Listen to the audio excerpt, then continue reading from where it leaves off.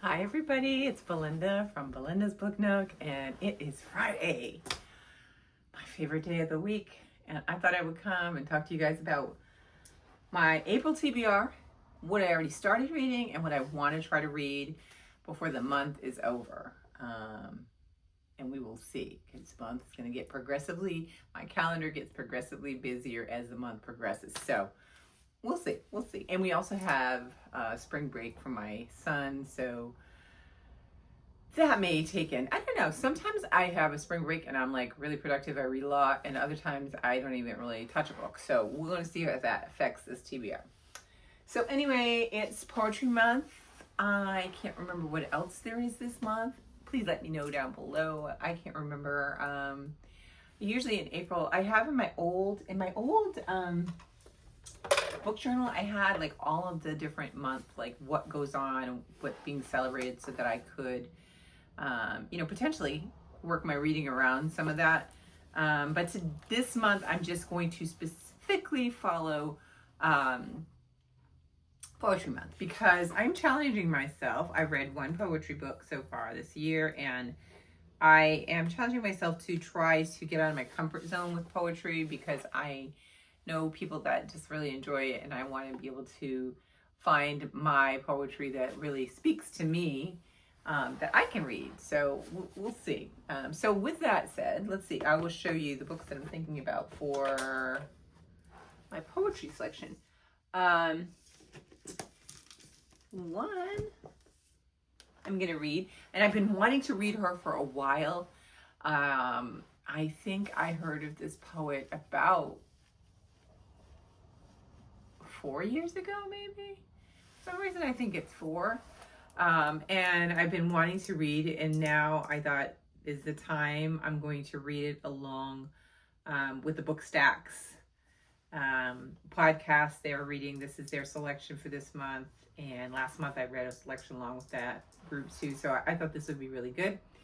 And this one is called Blessing the Boats, and it's a new and selected poems from 1988 to 2000 by Lucille Clifton. And Lucille Clifton, do we have a write-up about her in here? I don't know if it does.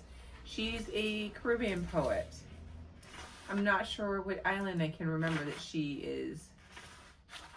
Why I want to say Trinidad, but not sure. But this is one of her poetry books, and it's calling to me, because look, it's not that big, and so I can kind of feel like this is doable. So I'm gonna work my way through these and see how I feel about the poetry that she wrote in this book. So this is one that I want to do. Another one that is kind of like, honorary, not necessarily really on the hard list, because why it's on there is because I'm trying to read things that are on my shelf. And I really love this poet, Morgan Harper Nichols. Her poetry, on the other hand, does speak to me. And I totally understand them. I don't feel like I'm dumb or like, what? It didn't go over my head.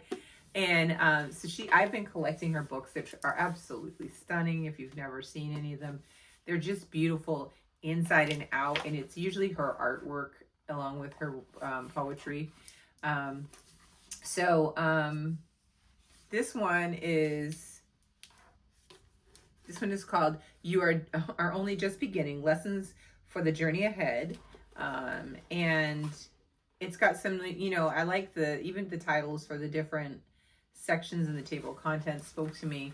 And again, it's always a pleasure reading hers, because it's always like different fonts, different styles on each page. Look at that. Like, it's going to be really fun. So if I should get to one, I am hoping, that I will actually pick this one up too, because I think this will be a really fun one to get to. And I've been collecting them. So that could be my other poem that I'm going to do. And then for books, I have a buddy read for my sister, which I've started. Okay. I've already started it. I'm almost done with it. I literally started it, I think, the last day of May. So it's only been days. A lot of people probably have heard about this author. I did I've seen her name, but I have not read anything by her. And but my sister has, and it's like, oh, she was choosing the book, so she picked this one, and so I picked it up from the library, and it's called The House Maid by Frida McFadden. Everybody probably, a lot of people, honestly, everybody probably has heard of her name. Apparently, this one is, I think this was her first, and this one is actually going to be made into a movie, or is made as a movie. I don't know when it's coming out because I found something that looked like a trailer, so I'm not sure. Let me tell you, this is definitely a suspense thriller. And what I am learning is some types of suspense thrillers stress me out. Like, I keep taking it. This is where I am. I mean, it's just a fast read. I will pick it up and start reading, and I'm like, do. And then I get to something, and I go, oh my gosh, I can't read anymore. This is what I did last night. My husband's like, what's wrong? I'm like, I can't. I just can't. I knew it. I can't. So that's the only thing slowing me down in this, but I should definitely finish this by the end of the weekend. And this one, for all you that don't know, it says, every day I clean the Winchesters' beautiful house top to bottom. I pick up their daughter from school, and I cook a delicious meal for the whole family before heading up to eat alone in my tiny room on the top floor. I try to ignore how Nina makes a mess just to watch me clean it up, how she tells strange lies about her own daughter, and how her husband Andrew seems more broken every day. But as I look into Andrew's handsome brown eyes, so full of pain, it's hard not to imagine that it would be what it would be like to live Nina's life. The walk-in closet, the fancy car, the perfect husband. I try on one of Nina's pristine white dresses once, just to see what it's like. But she soon finds out, and by the time I realize my attic bedroom door only locks on the outside, it's far too late. But I reassure myself the Winchesters don't know who I really am. They don't know what I'm capable of. So, there is no spoiler in what I'm going to say. We're following this particular girl as she begins to work for this family. And I'm not going to say anything else. You just got to kind of read it. Just kind of go in blind with that. But it's definitely wild, but it's stressing me out. I don't know if anybody else has read this or read her books, her other books like that make you like, I mean, I keep going, oh my God, I can't. No, you want to cover your eyes, but how can you cover your eyes and read the book? If you're watching a movie, you'd be like, you would turn. You'd be like, no, oh my gosh, no. You know, that's me. So I'm working my way through this. I actually finished this weekend. So this is one that I'm reading with my sister. Another one that was just on my, I've been trying to also read the Kindle's books that I have, not that I own necessarily. I am trying to read those as well. But ones that I have put on hold and they've come up because I will just keep suspending. And now it's like they almost shame you because they'll be like, been suspended 4 times. So they're trying to say like, are you going to read the book or you just let it go? And so this one, when it came up, I felt like this is the time of the year that I love to read nature things and wildlife stuff. And so this book, it came up in the audio. So I've been pairing it with the book and really enjoying it. It's a memoir by Dr. Ray Wingrant. It's called Wildlife, Finding My Purpose in an Untamed World, a memoir. And this is the cover. This is her on the cover. Oh my goodness. It is, I am already, on this one, I am about the same on both books. I'm sorry, I'm a little further back. I have about that much left of the book. Really good, talking about, she's an ecologist, and talking about her journey to becoming an ecologist and following her, her dreams and her passion, but recognizing that, always being in the room where she doesn't see anybody that looks like herself, can't find a mentor that looks like herself. And so feeling a little bit isolated and alone. So you watch her journey as she goes through her educational system. And also, I believe at the end it will come to where she's, some of the employment opportunities that she's been able to do. Because one of the things that she wanted to do when she was a kid was to do like a wildlife show. And she has, in fact, done that. If you look her up online, you can find, I think Mutual Omaha, I did a special with her. is the host of it. And so it's a good book. If you get a chance, it's really good. It's very interesting, and it also reminds us to be mindful of our fellow beings on the earth, animals and nature and stuff like that. So very good. So that one I already started as well. So those two both. Now, I also was going through my books that I do own, and I'm like, well, why not, what am I feeling? And I kept picking up things, and I didn't want anything too heavy. I was like, no, because in fact, the book that we're going to read for book club for Read So Lit is a heavy one. I did manage to finish the other one just in time for book club, The Wedding Date by Dorothy West. That was the one last month. So I'm going to give it a go and see if I can. I pulled it from the library, this one. We'll talk about this first, I guess, while I'm going that direction. I got it from the library. It is on hold, and it is at the library for me. I'm waiting for this cookbook that I put on hold to come in, so I can just pick both of them up instead of having to go back and forth to the library. But the name of the book for Read So Lit is called The Bondswoman's Narrative by Hannah Crafts. And this is what the cover looks like. I'm going to show you this, and then I'm going to tell you. And it's edited by Henry Louis Gates Jr. and Greg Hetchimovich. And this is the cover, if you can see it. And this, oops, all right, go back in again.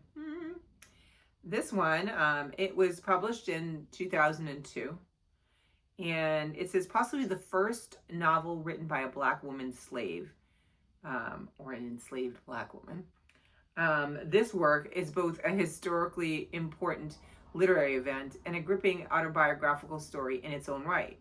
When her master is betrothed to a woman who conceals a tragic secret, Hannah Crafts, a young enslaved person on a wealthy North Carolina plantation, runs away in a bid for her freedom up north. Pursued by slave hunters, imprisoned by a mysterious and cruel captor, held by sympathetic strangers, and forced to serve a demanding new mistress, she finally makes her way to freedom in New Jersey. Her compelling story provides a fascinating view of American life in the mid-1800s and the literary conventions of the time. Written in the 1850s by a runaway slave, The Bondswoman's Narrative is a provocative literary landmark and a significant historical event that will capture a diverse audience. And I think what happened, in the very beginning, if I remember correctly, like looking at the introduction, Henry Louis Gates Jr. Heard about this novel, and it was coming up, I think, in an auction, and he wanted to get it so that I think that he could get it and publish it. And so he did end up obviously getting the book, and that's where we go with it. It's definitely going to be heavy. But I'm feeling really,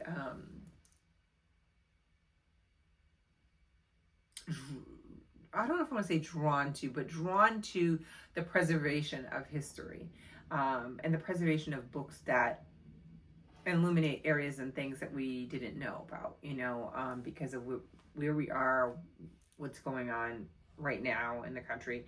So, I definitely think that makes this book appealing. Is it going to be hard and difficult? Yeah, but that's what history is. Most of history is very hard and difficult. So, if not, if people did just stayed away from that, there wouldn't be historians. So, I am going to give it a shot. It's at the library. I'll probably get it in next week, and I'm not sure when I'm going to start it. It looks kind of chunky, but it might read fast. I don't have the audio of it, so it's going to be me solo. So we'll see if I can pull this off for this month. So I have that. So then, back to where I was talking. I was looking at my shelf trying to figure out what I wanted to read. And I thought, let me go. I had, at one time, picked up all the small books I had owned. Really thin books. Because when you finish them, it's a win for me. It doesn't matter. It's a small book, but I feel like those are the things that kind of propel you, and they take you out of book slumps as well when you get a nice short book that you can read. So I have 3 that are on my shelf. I have more, but these are the 3 that I picked up that could be potential optional reads for this month. And the first, I've showed you them all before. So if you've seen them and you remember those videos and you've been with me that long, I apologize. But if you haven't, well, it's something new. So this is Carved in Ebony, Lessons from the Black Woman Who Shaped Us by Jasmine L. Holmes. And I believe it's like a collection of essays, if I'm right. Um, mm-hmm. And, or, yeah, I think it's like a collection of essays of these 10, it says 10 Black women of faith. So I'm looking forward to this one. The cover is just what? And look at, it's also got a spring cover feel, so you even feel like happy with that. So this is one. This next book is Blue Hour, and it's by Tiffany Clark Harrison. Was on Obama's, I don't know, 2023, maybe, or 2023. I feel like list. Oh yeah, this is when it came out. Was in 2023. This one is another one that's short. All of these books are under 200 pages. So listen. So it says, our narrator is a gifted photographer, an uncertain wife, and a biracial woman. As she grapples with a lifetime of ambivalence about motherhood, yet another act of police brutality makes headlines. And this time the victim is Noah, a boy in her photography class. Unmoored by the grief of recent devastating miscarriage and Noah's fight for his life, she worries she can no longer chase the hope of having a child, no longer wants to bring a Black body into the world. Yet her husband, Asher, contributing white Jewish genes alongside her Black Japanese ones for any potential child, is as desperate as ever to keep trying. Throwing herself into a new documentary on motherhood and making secret visits to Noah in the hospital, this is when she learns she is impossibly pregnant. As the future shifts once again, she must decide what she dares hope the shape of her life will be.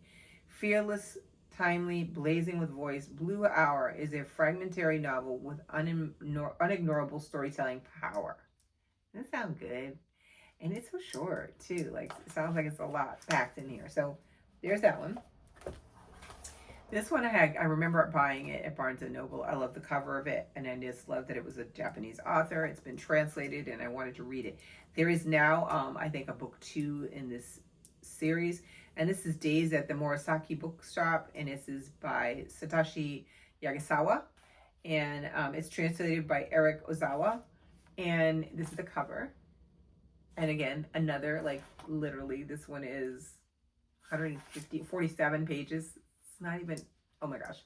So it says 25-year-old Takako has enjoyed a relatively easy existence until the day her boyfriend, Hiraiki, the man she expected to wed, casually announces he's been cheating on her and is marrying the other woman. Suddenly, Takako's life is a free fall. She loses her job, her friends, and her acquaintances, and spirals into a deep depression. In the depths of her despair, she receives a call from her distant uncle, Satoru, an unusual man who has always pursued something of an unconventional life, especially after his wife, Momoko, left him out of the blue 5 years earlier.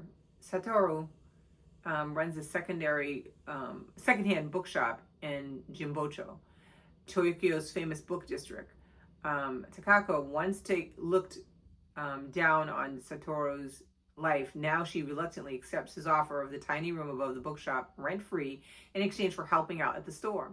The move is supposed to be temporary until she can get back on her feet, but in the months that follow, Takako surprises herself when she develops a passion for books, becoming a regular at a local coffee shop where she makes new friends and eventually meets a young editor from a nearby publishing house who's going through his own messy breakup.